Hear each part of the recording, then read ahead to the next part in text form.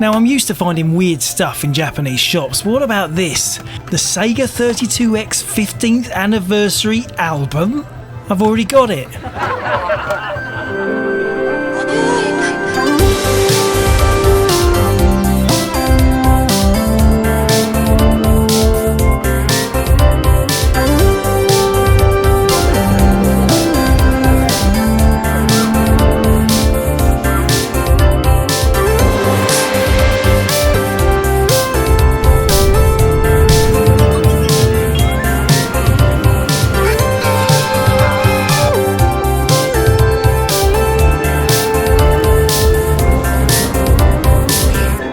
Jace in Japan. Yep. So a little bit of Japanese culture here. Before you start your meal, yes, McDonald's again. Before you start your meal, you go like this: itadakimasu, itadakimasu. And when you finish your meal, gochisousama desu. It's just tradition. It's the right thing to do. So this is a McDonald's cheese, sausage and egg cheese McGriddle. They do McMuffin, they do McSandwich, but in the morning they also do McGriddles, and we don't know what the difference is. Let's check out a McGriddle. Let's just check this. Oh my goodness, it is like pancake with sausage, egg and cheese. And this is what the McGriddle looks like inside. You've got that juicy pancake, you've got that gorgeous beef, cheese and egg combo. Really amazing eggs in Japan. Such big, fluffy, beautiful egg. Now something else different about Japan is you can ride your bike on the pavement here, which is a bit scary for pedestrians. But I think it's actually quite nice because you get lots of mums with little seats on the back for their kids and they're riding along. There's a guy on his bike. See what I mean? Like people riding their bike. Just to prove the point, there is a lady with a little bit on the back for her kid riding on the pavement. Which in a way is a bit safer than riding on the road. Another one. But you have to watch. Nobody seems to have bells here. They just ride right next to your ears. Nobody using a bell to tell you to move out the way.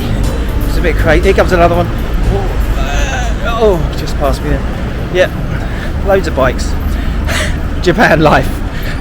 Now today is a big shopping day and we're going to start at Ikebukuro.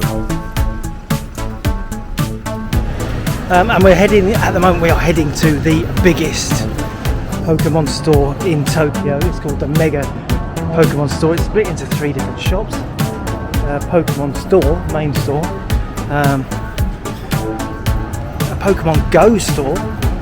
We do not know what they can sell in there. The Pokemon Cafe is there, and there's a Pokemon card store. So yeah, lots to see. Even though I don't like Pokemon. We start in the Pokemon Go store. And it seems the main draw is having your photo taken with your favourite Pokemon trainer. The rest of the store seems filled with slightly smaller Pokemon plushies.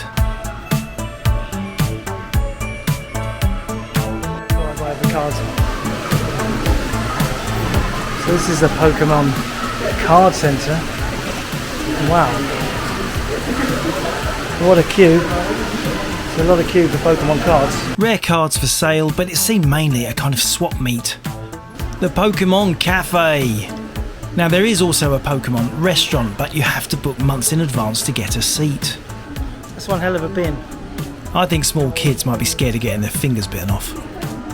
This is where you order your food from the menu of takeaway drinks and snacks. You can also pick up your exclusive Pikachu chef plushies here. What is this? Sweet.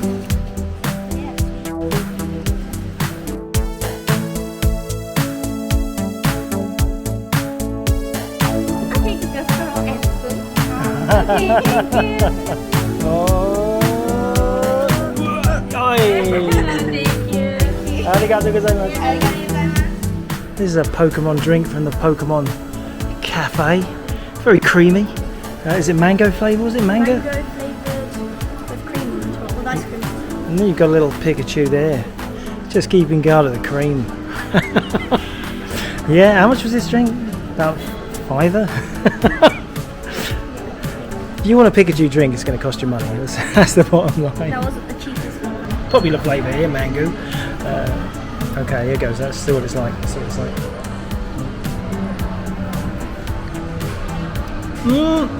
Actually, that's quite nice. That is quite a nice drink. Almost worth £8. That drink, almost worth it. Very nice. Now, do you remember this game, Crayon Shin-Chan? It was a quirky game on Super Famicom. It's one of those games that never came out anywhere else, and most famous for its hero waggling his bottom. Well, imagine my surprise when we find a dedicated store for the franchise. It is a cartoon series too. So here we are at Tokyo's biggest Pokemon store. Loads of Pokemon in here. The biggest bad news is no photo shooting or video recording. It's a bit harsh. They can't stop me outside though, so I can get a little view inside. I mean, we did some filming in the other Pokemon store. I'm sure it is much the same. Well, except that this shop is so much quieter. And of course, I did some covert filming on my phone while I was in the shop anyway, and it was very, very similar to the other Pokemon shop we went to. Look at these backpacks with strange labels showing a woman wearing it at work, embroidered patches, reward charts and stickers. It seems Pikachu can be both a bride and a groom.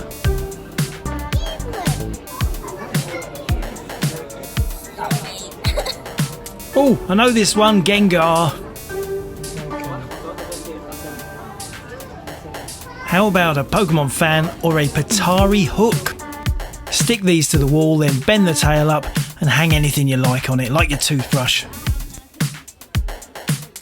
Pokemon bin. A colour Pokemon electronic game. I feel like I should have bought this. Collectible animation frames from the Pokemon movies. Moth Maggot. Sammy Sombrero, Helly Bumble, Fish Breath, Moody Brian. These are the Switch games and DLC passes. A huge array of wallets and purses. Crockery and cookware. Cup noodles and breakfast cereal. Chopsticks, cutlery and dioramas. And what about these? Pokemon coin-op games. Yes, a big row you can play a coin-op version of Pokemon. Very strange. And a special range of Pokemon-themed gachapons. And this reminds me of going to a British castle. Yes, a penny machine. Put the penny in, pay the money and watch it get destroyed and turned into this. Try spending that in Tesco's.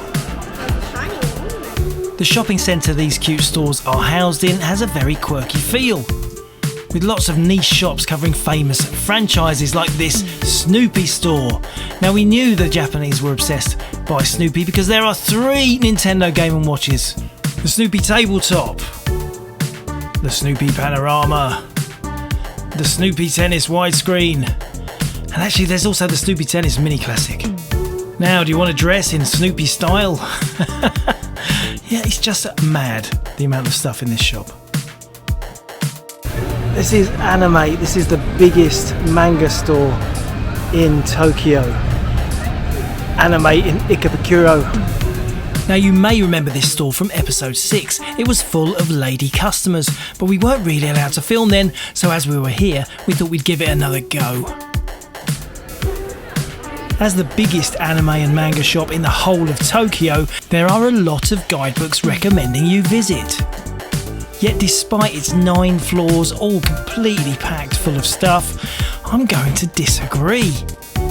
After a bit of a search, we did find some game-related books and promotional materials, but unless you are Japanese and can read Japanese fluently, this really isn't stuff for Westerners like us.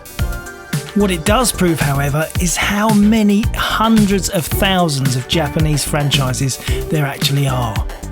Now, just outside Animate is Yellow Submarine. Now, this is a board game and card game shop. Again, absolutely stuffed to the rafters with stuff which is very hard to read. I can't understand Japanese games. Now, while we wait at this crossing, it's worth discussing the train system, the world's most complicated yet efficient network of both underground and overground lines. One of the reasons there are so many stations lies in the companies that built them. Rather than hope customers would walk the short distance from another station, retail giants like Seibu and Parco built their own stations and connecting subway lines from the basements of their stores. In Tokyo, you can travel directly all day between interconnecting department stores without ever seeing daylight. Something else you'll find in the basements of these big department stores is the Depachika, or underground food market.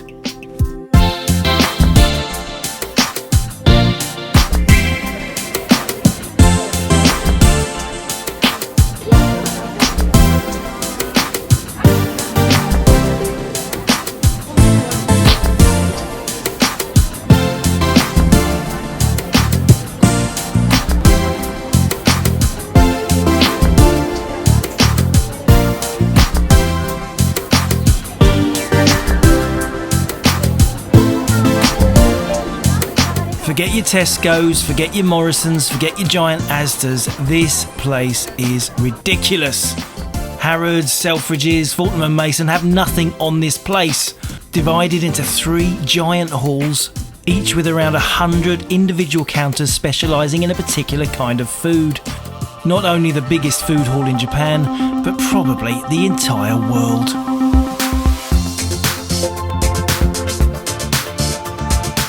Sadly, I don't think the footage really shows how vast this place really is. In a way, it's a bit like those perfume counters you get in British department stores where every brand has its own counter and staff.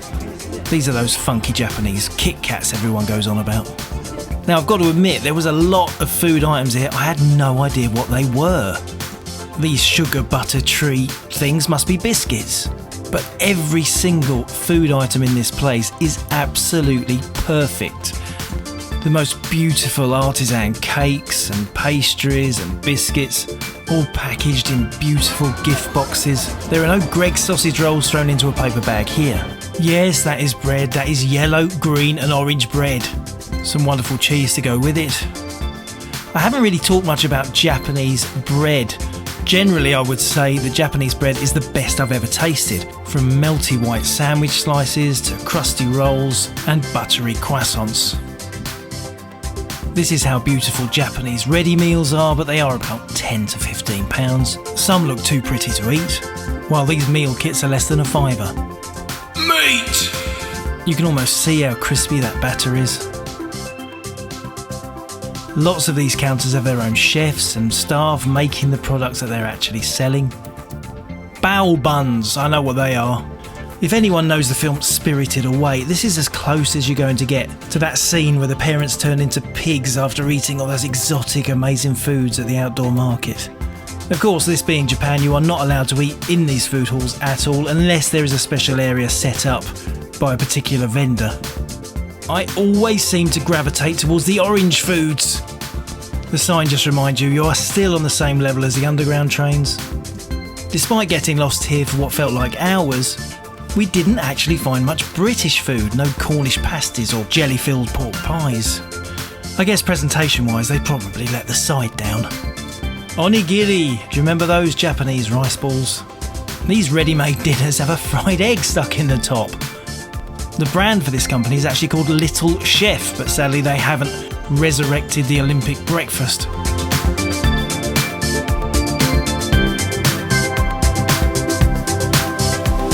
Between each section there are these big corridors to let you get back to the subway station. And here we are in section B7. Did I mention that there's a second floor too? Now, talking of pork pies, what is that clear jelly stuff? Reminds me of something. Of course, you'll find all the ingredients necessary to make the perfect Japanese meal, along with edible gifts to give your guests, like these special teas and special shelled biscuits. They look very fragile. How much for a strange panda biscuit, you ask? Now, this concession is called Toraya, and it was founded in, wait for it, the 1500s. That's unbelievable. And it makes traditional Japanese sweets, primarily wagashi and yokan. Yokan comes in several traditional flavours like honey and night plum, black tea. Like the sweet bean paste I tried in Ghibli Park, this is made of azuki beans, sugar and agar, and the recipe dates back to 1712. And yes, it looks pretty posh. I know what you're thinking, so how much does this stuff cost?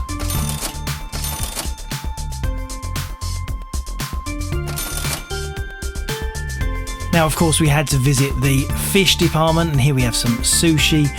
The Japanese people are mad on fish and fish-related products.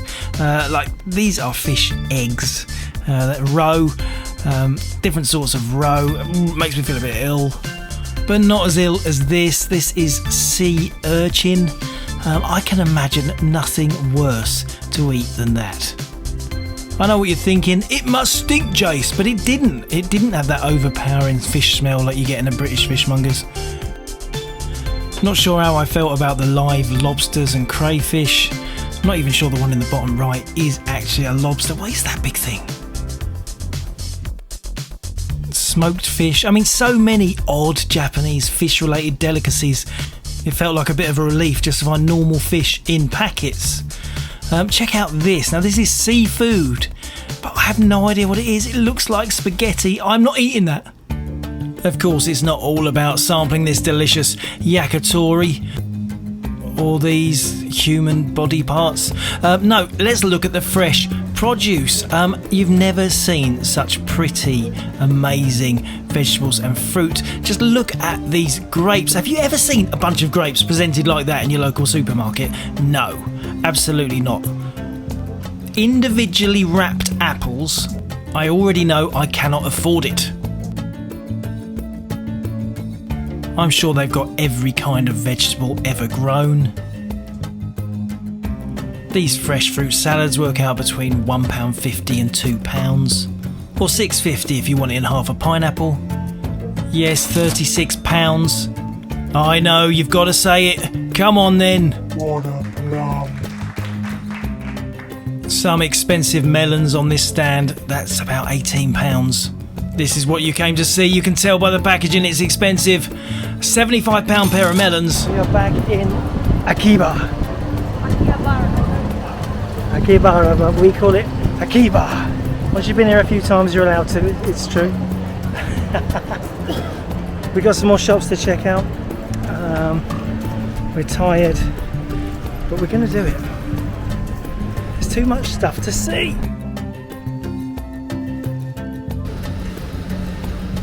Suragaya specialty store, Retrogame. I wonder who came up with that first.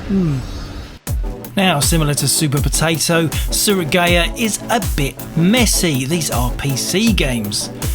Crazy big boxes for Japanese PC stuff. Bit rude. Loose Game Boy games in a little rack, plastic sleeves, great prices on these. Horrible retro remake console.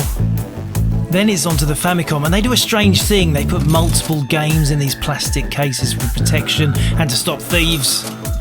But some really great prices on some original Nintendo titles. That's Tower of Draguda on the left. That's Nintendo Kung Fu at the top. It's about the same price we sell it for. That one slightly more. In Suragaya, you really will have to navigate around big boxes of bargain stuff. The shelves aren't particularly tidy either, but it all kind of adds to the magic. Lots of Mega Drive available, and we got Sega Saturn.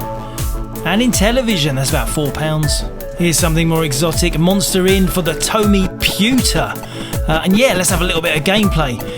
Hard to tell, but from 1982, one of the first 16-bit computers. This one is exciting. Golgo 13 for the Sega SG-1000, and what a strange game. You're at the bottom of the screen in a car, shooting between the train tracks while a helicopter tries to get you. Loads of handheld games at great prices. This is Terror House by Bandai, what a classic. I believe this is the Bandai double screen Zaxxon, surely not working at that price. Really strange way of displaying stuff. That is a Super Cassette Vision game, and that's Mr. Richman by Epoch. and that's Cosmic Thunder by Casio. That is the Japanese version of Great Basketball for the Master System. This is the Activision conversion of Hero for the Sega SG-1000 on card. That is the Mark III version of Fantasy Zone and a loose cartridge of Wonder Boy. That is Tensai Bakabon and Exerion Space Shooter. That is Hustle Chummy. The game on the right here is Ninja. Yeah, it looks a bit more funky than our version. Now, you would be forgiven for thinking this is a British game. It looks like one of the Magic Knight trilogy games, but it's not. It is called Pot Pit, a maze game on the card format for Sega Mark III consoles, and you kick things out of the way. Yeah, it's a little bit violent. You know, he's a knight. You don't expect knights to just kick people. Adrian! Yes, a very nice boxed Rocky. This is the beautiful Japanese version of Alex Kidd. Something exotic, a game for the Super Cassette Vision. This is Wheelie Racer. Yes, this is racing, traditional top-down racing game. Very narrow road, no road markings either. Oh, I did a skid. I didn't expect to find Atari Lynx games. I did expect to find lots of obscure 3DS and DS games. You certainly can't say it's understocked. Aladdin on Mega Drive. Salamander Deluxe Pack on the Saturn. Rare Mega Drive. Rare Dreamcast. I found the WonderSwan games, again packed in side by side in these plastic cases. Amazing prices compared to what we find WonderSwan stuff here in the UK for. Tain Omaku Tori on the right there. I would buy that game in for 40 quid. Rare Shooter Dazamon 3D Plus. That is a 30 quid game all day long. An official case for your Neo Geo Pocket. So many games here, it's going to take you a couple of hours to do it properly. Now, a cabinet of rare Game Boy Advance games. Yes, look at that elevator action. Wow. House of the Dead Pinball at the top there. Shin Megami Tensei 1 and 2. And there's a rare Mega Man Battle Network. Tons of Game Boy here. Not a coin-op marquee, but a Darius illuminated sign. Shikato Tambourine, the sequel to Samba de Amigo, but with tambourines instead of shakers. For PlayStation 1, Tato's Rare Jet Go aircraft yoke, or the rather cheap and nasty Optec cockpit equivalent. Classic Game & Watches at Game & Watches style prices. Loads of handheld consoles at great prices like this Neo Geo Pocket and a crystal blue boxed WonderSwan 2. N64, and that's about £100 for that Biohazard 2, just as rare as our own Resident Evil 2 version. Of course, loads of rare boxed Super Famicom and Neo Geo AES cards. Rare and expensive Pachinko there for the Sega SC3000. The rest of these games are for the PC FX. Now that's a rare console. Do you remember when Hudson brought us a handheld game? Shooting Watch. Now that's a good price for this reaction game. Oh, and we are back on the streets. And isn't Akihabara beautiful at night? So many lights. Similar to Shinjuku, just really dazzling, brilliant atmosphere. Thousands of people milling around. And all the time you are smelling the most amazing food from all these little independent restaurants. Tired and hungry, we head back to our hotel room. I'll let you have a little look inside. There is no key, the door is opened with a keypad. So mega TV. There's the night sky, can you see the night sky? Probably not. Turn the lights off, we get the night sky. Come on. Yes, there you go. Next time on Jace in Japan. We test our limits of vertigo at the tallest building in Tokyo. We check out the seminal Beep, yet another prestigious Akihabara Retrogames shop. Then stuff our faces at Lotteria, Japan's own homegrown rival to McDonald's.